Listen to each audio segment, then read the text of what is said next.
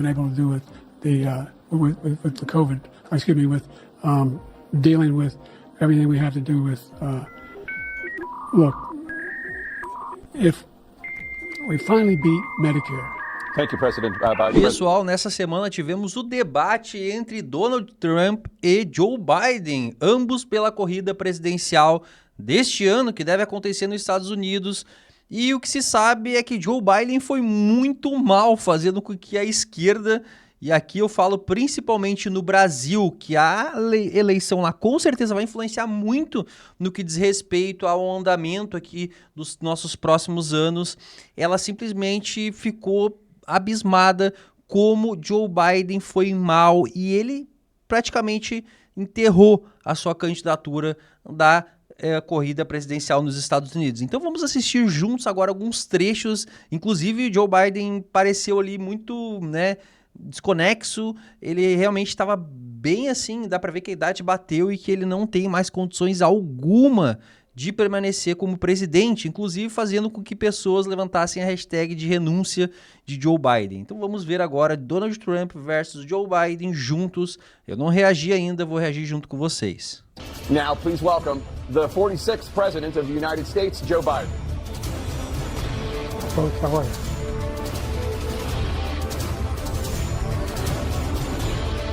Great to be here. Thank you. And please welcome the 45th President of the United States, Donald Trump.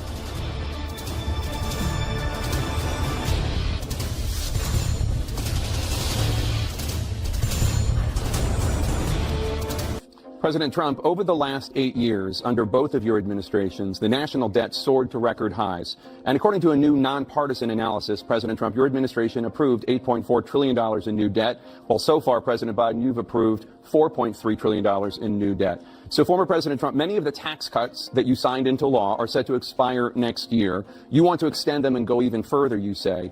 With the U.S. facing trillion-dollar deficits and record debt, why should top earners and corporations pay even less in taxes than they do now? Because the tax cuts spurred the greatest economy that we've ever seen just prior to COVID. And even after COVID, it was so strong that we were able to get through COVID much better than just about any other country. But we spurred, that tax spurred. Now, when we cut the taxes, as an example, the corporate tax was cut down to 21% from 39%, plus beyond that. We took in more revenue with much less tax, and companies were bringing back trillions of dollars back into our country. The country was going like never before, and we were ready to start paying down debt. We were ready to start using the liquid gold right under our feet, the oil and gas right under our feet. We were going to have something that nobody else has had. We got hit with COVID. We did a lot to fix it. I gave him an unbelievable situation with all of the therapeutics and all of the things that we came up with. We gave him something great. Remember, more people died under his administration, even though we had largely fixed it. More people died under his administration than our administration, and we were right in the middle of it, something which a lot of people don't like to talk about. But he had far more people dying in his administration. He did the mandate, which is a disaster, mandating it.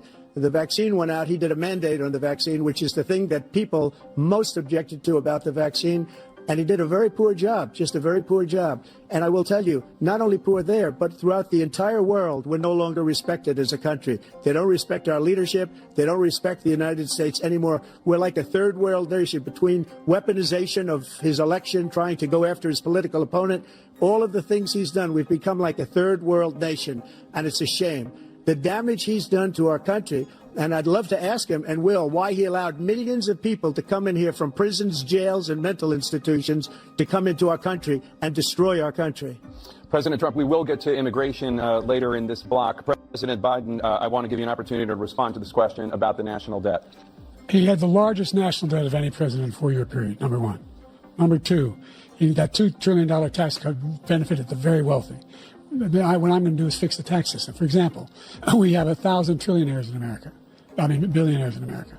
And what's happening? They're in a situation where they, in fact, pay 8.2% in taxes.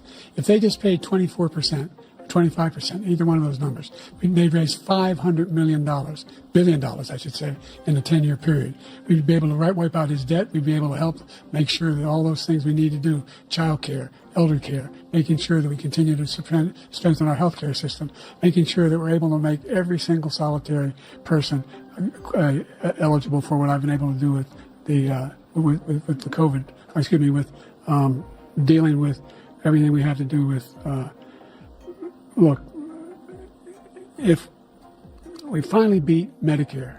Thank you, President Biden. President Trump. Well, he's right. He did beat Medicare. He beat it to death, and he's destroying Medicare because all of these people are coming in. They're putting them on Medicare. They're putting them on Social Security. They're going to destroy Social Security. This man is going to single-handedly destroy Social Security. These millions and millions of people coming in, they're trying to put them on Social Security. He will wipe out Social Security. He will wipe out Medicare. So he was right in the way he finished that sentence, and it's a shame. This is the first presidential election since the Supreme Court overturned Roe v. Wade. This morning, the court ruled on yet another abortion case, temporarily allowing emergency abortions to continue in Idaho, despite that state's restrictive ban. Former President Trump, you take credit for the decision to overturn Roe v. Wade, which returned the issue of abortion to the states. Correct. However, the federal government still plays a role in whether or not women have access to abortion pills. They're used in about 2/3 of all abortions. As president, would you block abortion medication? First of all, the Supreme Court just approved the abortion bill, and I agree with their decision to have done that, and I will not block it.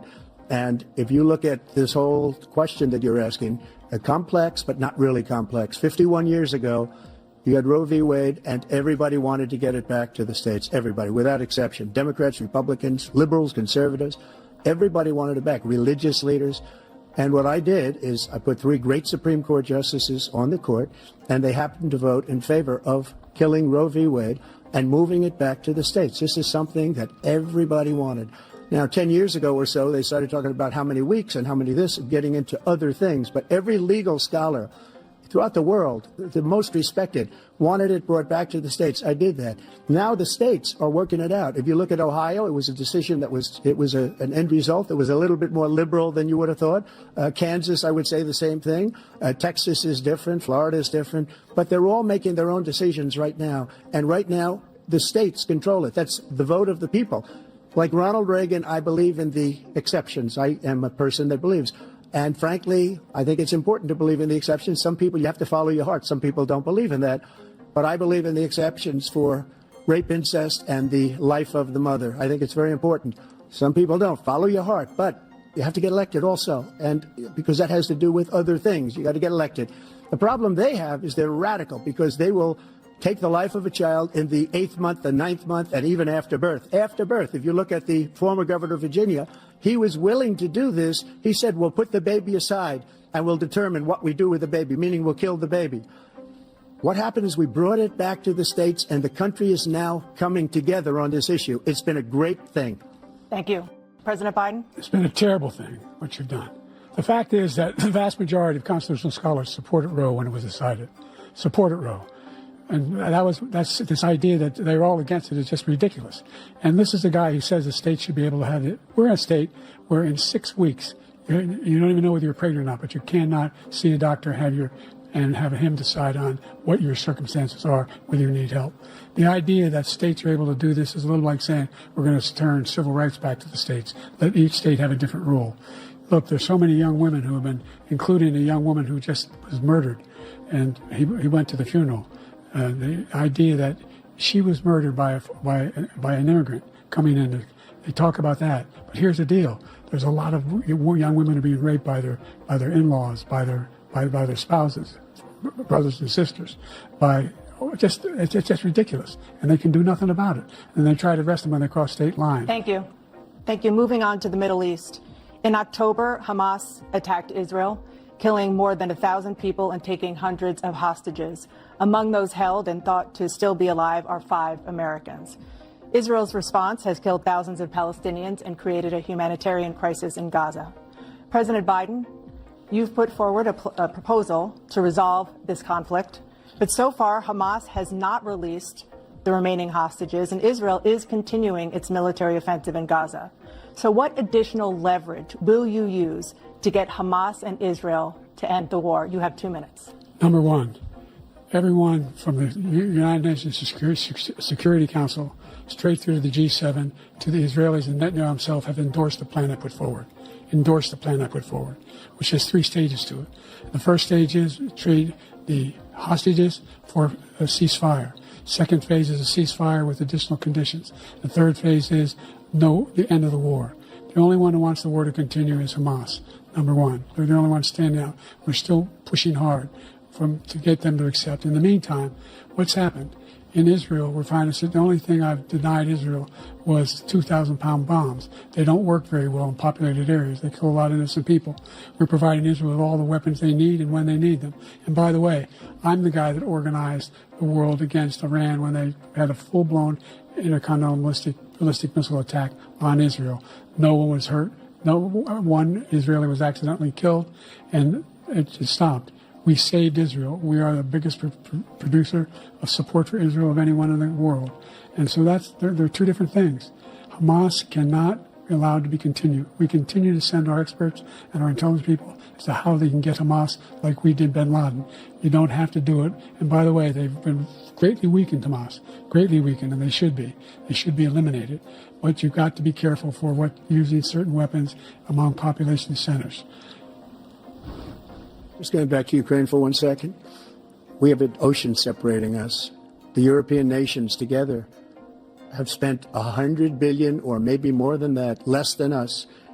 Why doesn't he call them and say, you got to put up your money like I did with NATO? I got them to put up hundreds of billions of dollars. The Secretary General of NATO said Trump did the most incredible job I've ever seen. They wouldn't have any, they were going out of business. We were spending almost 100% of the money was paid by us. He didn't do that.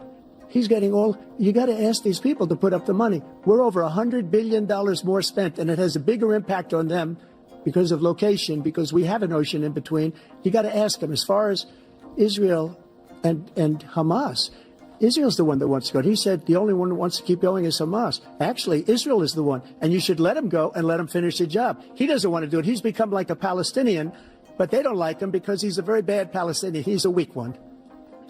Bills. Let's turn to the issue of democracy. Former President Trump, I want to ask you about January 6, 2021. After you rallied your supporters that day, some of them stormed the Capitol to stop the constitutionally mandated counting of electoral votes. As president, you swore an oath to, quote, preserve, protect, and defend, unquote, the Constitution. What do you say to voters who believe that you violated that oath through your actions and inaction on January 6 and worry that you'll do it again? Well, I don't think too many believe that. And let me tell you about January 6th. On January 6th, we had a great border. Nobody coming through, very few.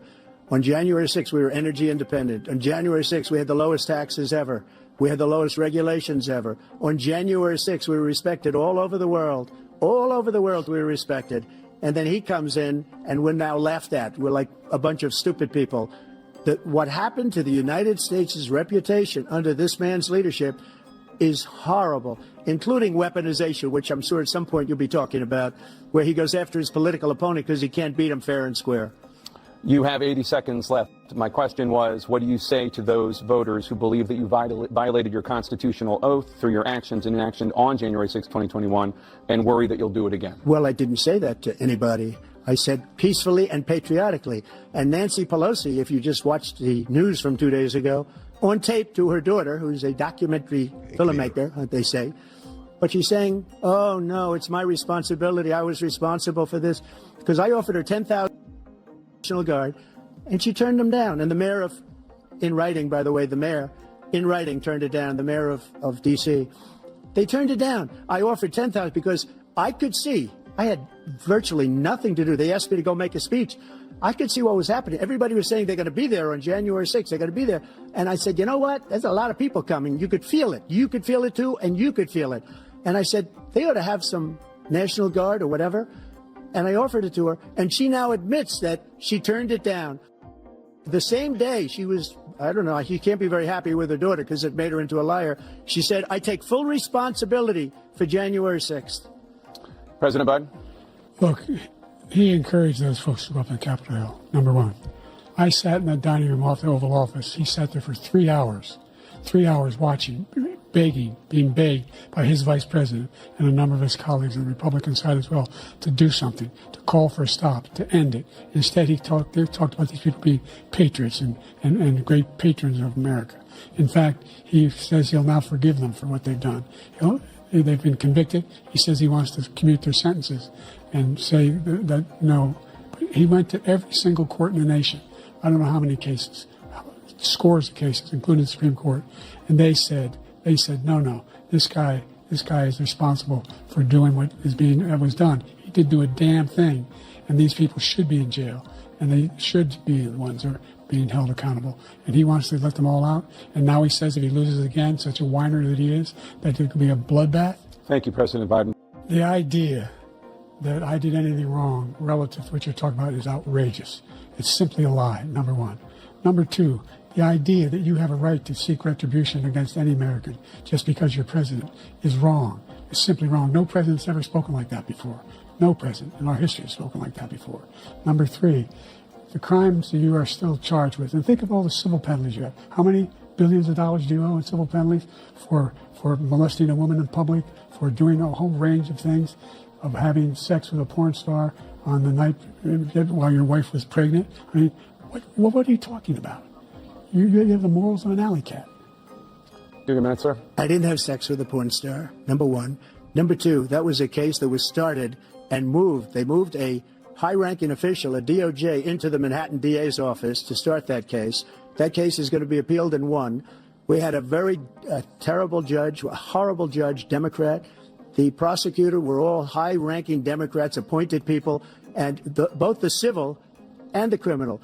He basically went after his political opponent because he thought it was going to damage me. But when the public found out about these cases, because they understand it better than he does, he has no idea what these cases are.